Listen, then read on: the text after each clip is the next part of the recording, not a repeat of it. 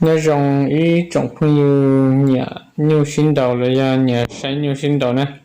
nó cứ giờ mình thi nên có lu có liền tu xong ở phần này có nè nó lại cứ cha như tôi sinh đầu nhỏ trên đại lu trả nhiều sinh đầu văn đồng mình bẹt sẵn sinh quần nè nè giờ ta lo của tí tàu thay ý cho trở nên sai vấn đề nó lại ta chỉ mà chẳng chỉ tàu ta cho hàng nhu lại trả tôi sinh đầu trở nó nữa giờ lên đời nó của chân như một sai chỉ tôi hàng nhu cú giống theo cú để nè là do nhu nhẹ sinh đầu nè để nó nên chỗ của một sai sẽ nên họ nhẹ tụt tư nè nên nhẹ tụt tư nó là họ kia của bao thế này họ tiền nên tí to chỉ tàu tụt chỉ nhu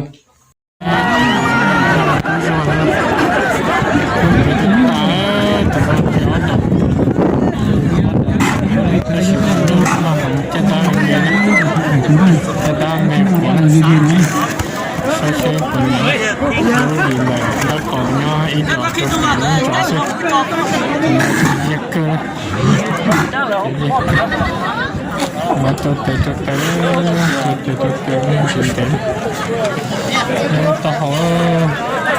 tao mà chưa tụt sai xem cái gì này tao hỏi nhau cái xe tôi sống họ tự do nó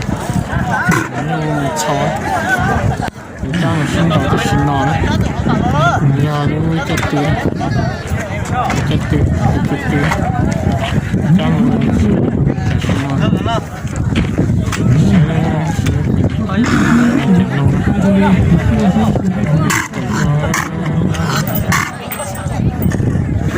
nó tao mà chưa sai cho xin đầu xin nó cái hộp chả xin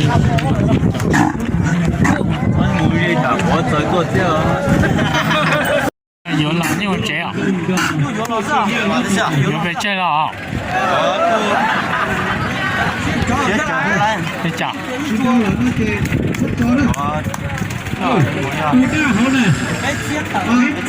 cái xe tận à? Ồ, cái xe tận như xe à? Nó ăn đến rồi à? nó mới xong, nó sát đi rồi. Không khăm rồi. Họ có tụ sở đông xe. chưa, đó. Trong đó cho xin đầu chơi rồi à? bé chấm dụng cần đâu dây chúa chỉ nhá sẽ gì nhưng không lười thế mà lấy cho giờ hoàn sản thì tiền thì không có sẽ gì hoàn sản thì tiền cho lấy cho xin rồi chứ cho đó cho thằng này cho thế mà chơi xong à mấy phần nông lợi à toàn nông tất gì mà cho xong tại sao xong à như chừng mà mò thế nhiều khối chừng đâu thế xong như bao chế như mò thế dạ chỉ như mò cho tao cho thế này cho đúng rồi con đợi à cho à nó cho chín đây cho chín đây cơ xong rồi lấy xong rồi sai đi nhé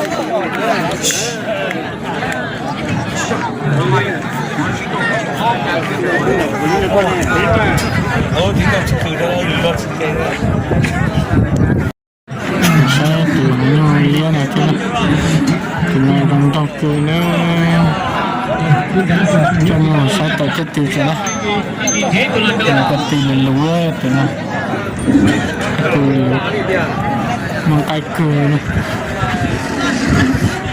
có từ đó từ nó cái gì nó khỏi nó ít đàn vào từ lưng chó này xe phần nhà nông to là mang tay cười mà để tao nhà cô tham gia đó chỉ là cho nó lo chỉ là trả nhà cái nhà phân đan đó là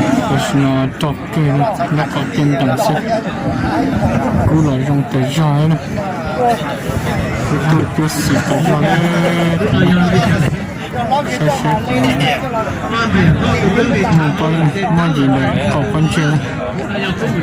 gì có con chưa tôi là phải gì tôi đi phải còn nó sắp tôi gì này sẽ đang học kiến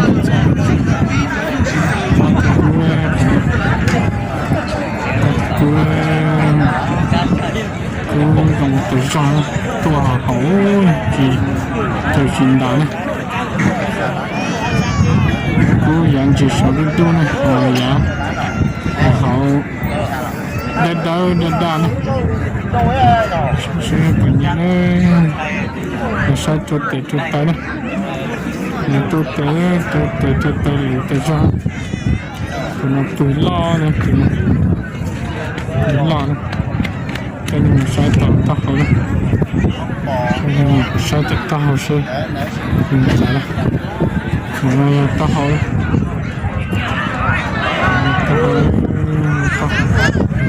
nói gì mà con nó ra một viên lọt rồi thì cái sự tự do sẽ được mình tôi có tự nhiên là chơi xong à tôi xong cái đó thổi bên trong nó ra là giờ là như vậy chơi à yếu là giờ phải chơi là tụi nó cái yếu thì yếu có phá bê à nó phải bê à ôi giờ yếu là chỉ tông dê với yếu bê chơi gì là chỉ xem nó tự nhiên là chỉ tông dê nè我这我也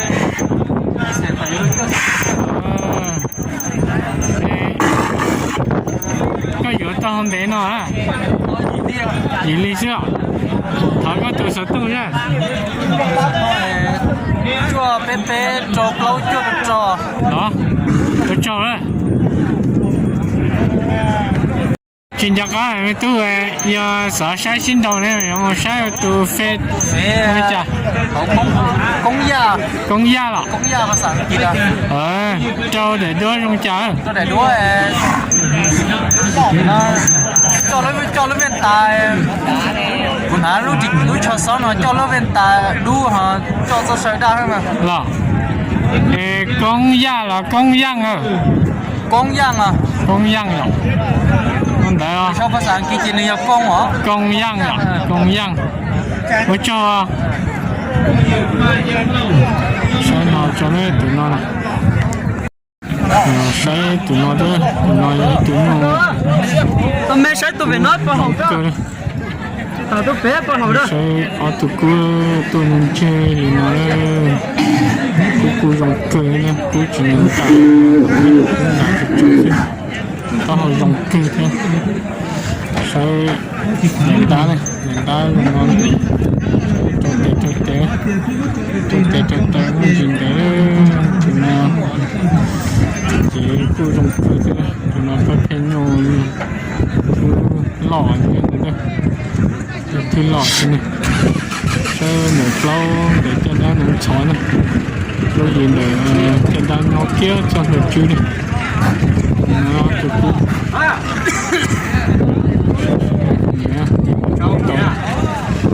nó nhìn để nó còn nhìn được lâu chó cho nó có tiêu mình tế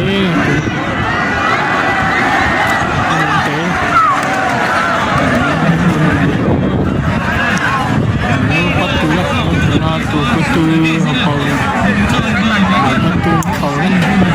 có cái dao chạm hàng khẩu bên này đi nó cái sinh khẩu là chịu chạm giết chọi cái này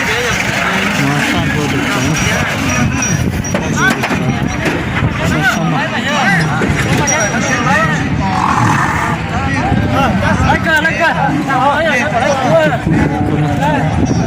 khi nào chăm cho sinh đỏ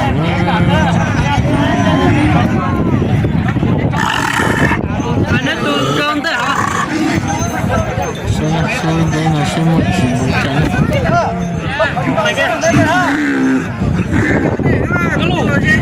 có tụ làm bài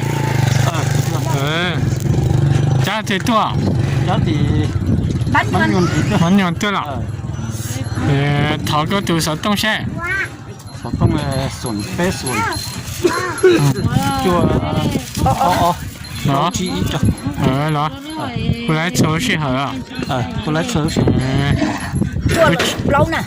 Chưa là lâu mà. Lâu rồi. Sồn bé sồn kia chua lâu chỉ cho. Đó. Cô cho. Sẽ tụi nó. Ủa vô giờ bà ta có cho chị dập rồi. Cô tao mình. Nhưng chỉ là hàng thứ đa số cũng thế nè, tụi nó chơi ót đòn đầu cú nè, tụi nó tao hồ mềm nó thứ đa số thì thứ là lon sẽ cho tới mình chuẩn bị nó chạy rong cơ nữa tụi nó thì căng cơ cho mềm nữa tuyến cho mềm nó thứ có khó nữa sẽ phần nhẹ nhà nó nông ta cùng mà đi mò với phòng bơi sẽ tung cho nó theo lúc gì đây cha đã nhon ra để cho lụt chú này sẽ người lúc gì đó còn nó tôi chỉ mới đòn để cho nó bị nóng xưa thế nào cho nên là sẽ lấy chất tử đó lấy chất tử đó cái tiền tế nó thì nó cái tiền tế sẽ phải nhẹ đó nhà nó nông to đó cứ lấy tiền nó để tẩy ra thế bao tẩy chơi xong đó cho nên một sai đèn đá đừng nói đèn đá chỉ là hỏng đấy đá chỉ là hỏng ta mẹ hết sức không sẽ ở lúc không muốn dùng nó đấy thì là cho nên một đo tuổi nó thả nó cho món cử nhau thế này Phấn à? không phấn rồi Nó khai là thành phấn để không ăn đàn chi. không ăn đến chi rồi nó cầm phấn tua mình phải sẵn sàng quảng này có hú lý chả là mấy tu Cũng bên một chỉ nè. có thó hú chả là Có lúc bên lùa chế hú sạch thò, lúc bên lò chế hú máy thò nè. sẵn ở chị có tụi nhau là mua chơi xong à Thổi vô lo mà lấy nè tiền. Ra sụp nè. lo yếu là hắn bé à Chơi ít lý nó sụp đúng một ha. ít lý sự là yếu bé chơi lo Xíu ơi. đi chào Xíu trời. chơi lan chơi phá được là Cái trò là do này hả? cái cho là do yếu cái tí lọ Gọi chỉ số 2. sầm phai đó Đã nóng hết. nóng hết lọ sầm phai nóng hết đó cũng để tới giờ mà giờ là bắt đầu cho xin đồ liệu Đúng vậy, nếu cho cái cho tôi đúng hơn rồi, nó chỉ cần đâu à. nên chỉ cần đâu rồi chỉ nếu nó bỏ lại khuôn đâu là Mà sau đó là cho nó chỉ có gió lên chơi năng thôi nè. trên đường trong là Nó bắt đầu chỉ cho linh chơi năng mà. mới đi mà Làm phong đó chỉ chứng. làm phong đó thì chẳng rồi nó chỉ cho tôi khả năng cái trong yếu cho khả năng sử năng